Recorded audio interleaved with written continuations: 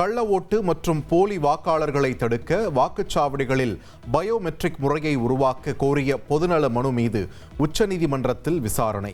தேர்தல் ஆணையம் மற்றும் மத்திய மாநில அரசுகள் 4 வாரங்களுக்குள் பதிலளிக்க உச்சநீதிமன்ற தலைமை நீதிபதி அமர்வு உத்தரவு.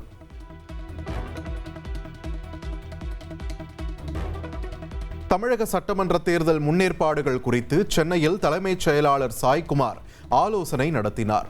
வாக்குப்பதிவு ஏற்பாடு, சட்டம் ஒழுங்கு சூழல், பிரச்சாரங்களுக்கு பாதுகாப்பு வழங்குவது குறித்து ஆலோசிக்கப்பட்டது.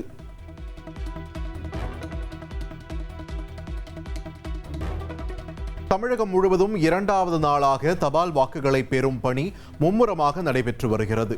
மூத்த குடிமக்கள், மாற்றுத்திறனாளிகள் வசிக்கும் வீடுகளுக்கு நேரில் சென்று அதிகாரிகள் தபால் வாக்குகளை பெற்று வருகின்றனர். தமிழக பாஜக நிர்வாகிகளுடன் பிரதமர் மோடி இன்று மாலை காணொலி வாயிலாக ஆலோசனை நடத்துகிறார்.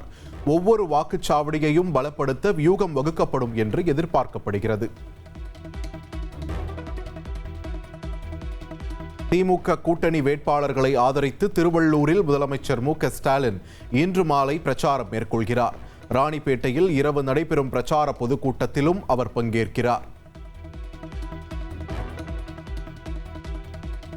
அதிமுக மற்றும் கூட்டணி கட்சி வேட்பாளர்களை ஆதரித்து திருச்சியில் இன்று மாலை 3 மணிக்கு எடப்பாடி பழனிசாமி பிரச்சாரம் மேற்கொள்கிறார். திண்டுக்கல்லில் மாலை 5 மணிக்கு அதிமுக வேட்பாளர்களை ஆதரித்து வாக்கு சேகரிக்கிறார். விழுப்புரத்தில் திமுக வேட்பாளர்களை ஆதரித்து துணை முதல்வர் உதயநிதி பிரச்சாரம் மேற்கொண்டார். தமிழகத்திற்கு உரிய நிதியை வழங்க மத்திய அரசு மறுப்பதாக அவர் குற்றம் சாட்டினார்.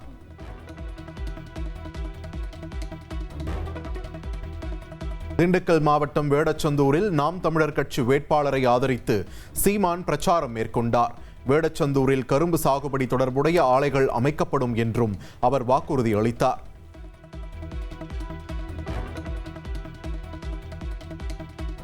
திருப்பூரில் தாவேக தலைவர் விஜய் நாளை பிரச்சாரம் மேற்கொள்ள காவல்துறை அனுமதி வழங்கியுள்ளது.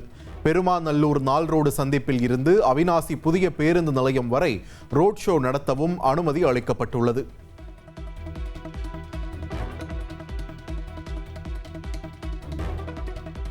நெல் சாகுபடிக்கு ஊக்கத்தொகை அளிப்பது தொடர்பாக மத்திய அரசு எழுதிய கடிதத்தில் இல்லாத எதையும் நான் பேசவில்லை என்று முதல்வர் ஸ்டாலின் கூறியுள்ளார். மத்திய நிதியமைச்சகம் எழுதிய கடிதத்தை பொதுவெளியில் வெளியிட தயாரா என்றும் மத்திய நிதியமைச்சர் நிர்மலா சீதாராமனுக்கு அவர் கேள்வி எழுப்பியிருக்கிறார்.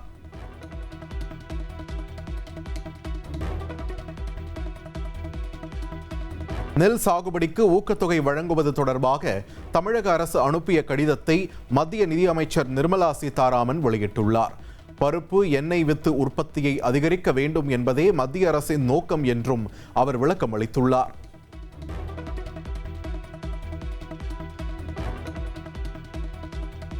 சென்னை பெரம்பூர் தொகுதியில் மீண்டும் பிரச்சாரம் செய்ய தாவேக தலைவர் விஜய் திட்டமிட்டுள்ளார். வரும் 20ஆம் தேதி பிரச்சாரத்திற்கு அனுமதி கேட்டு விண்ணப்பிக்கும் பணிகளில் தாவேகவினர் ஈடுபட்டுள்ளனர்.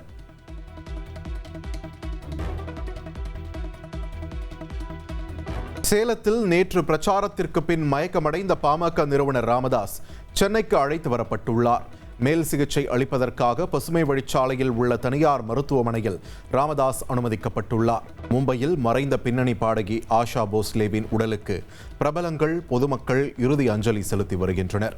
ஆஷா போஸ்லேவின் இறுதிச் சடங்கு இன்று மாலை நடைபெறும் என்று அறிவிக்கப்பட்டுள்ளது.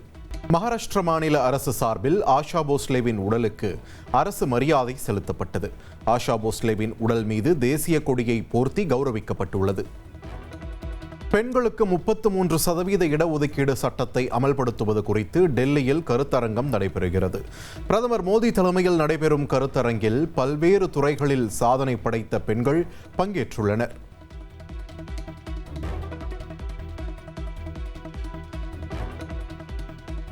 பெண்களுக்கு 33% இடஒதுக்கீடு அளிக்கும் மசோதா ஒட்டுமொத்த இந்தியாவின் வடிவமைப்பையும் மாற்றப்போவதாக பிரதமர் மோடி கூறியுள்ளார்.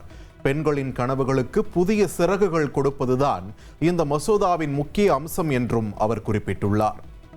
சென்னையில் ஆபரண தங்கத்தின் விலை இன்று சவரனுக்கு 320 ரூபாய் குறைந்துள்ளது. 1 கிராம் 14,060 ரூபாய்க்கும், ஒரு சவரன் தங்கம் 1,12,480 ரூபாய்க்கும் விற்பனை செய்யப்படுகிறது.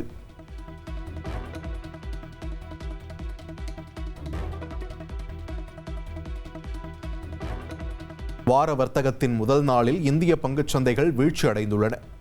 மும்பை பங்குச்சந்தை குறியீடான சென்செக்ஸ் 1000 புள்ளிகளுக்கும் மேல் சரிந்ததால் முதலீட்டாளர்கள் கலக்கமடைந்துள்ளனர்.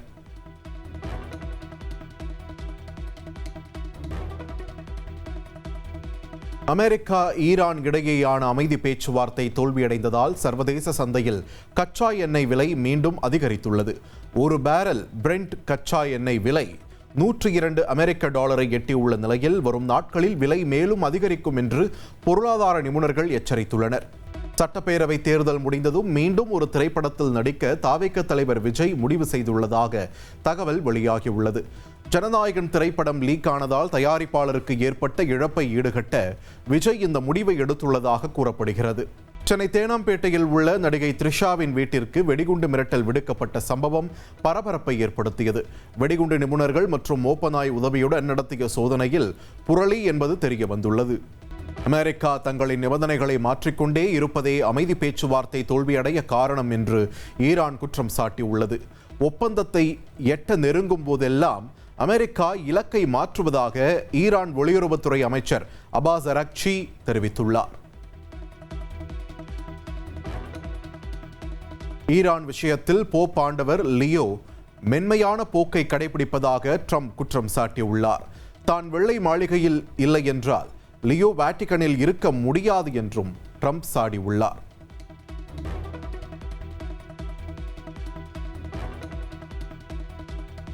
அமெரிக்க அதிபர் ட்ரம்ப் தம்மை இயேசு கிறிஸ்து போல் சித்தரித்து வெளியிட்டுள்ள புகைப்படம் சர்ச்சையை ஏற்படுத்தியுள்ளது.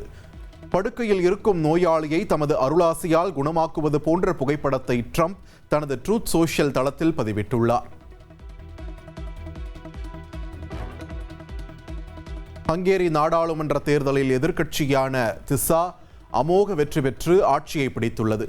16 ஆண்டுகால விக்டர் ஓர்பனின் ஆட்சி முடிவுக்கு வந்ததை அடுத்து தலைநகரில் பல்லாயிரக்கணக்கான மக்கள் கொண்டாட்டத்தில் ஈடுபட்டனர்.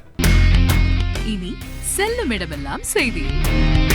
தந்தி டிவியின் வாட்ஸ்அப் சேனலை ஃபாலோ பண்ணினா செல்ல இருக்கும் இடமெல்லாம் செய்தி. இதோ QR கோட் இப்பவே ஸ்கேன் பண்ணுங்க, ஃபாலோ பண்ணுங்க.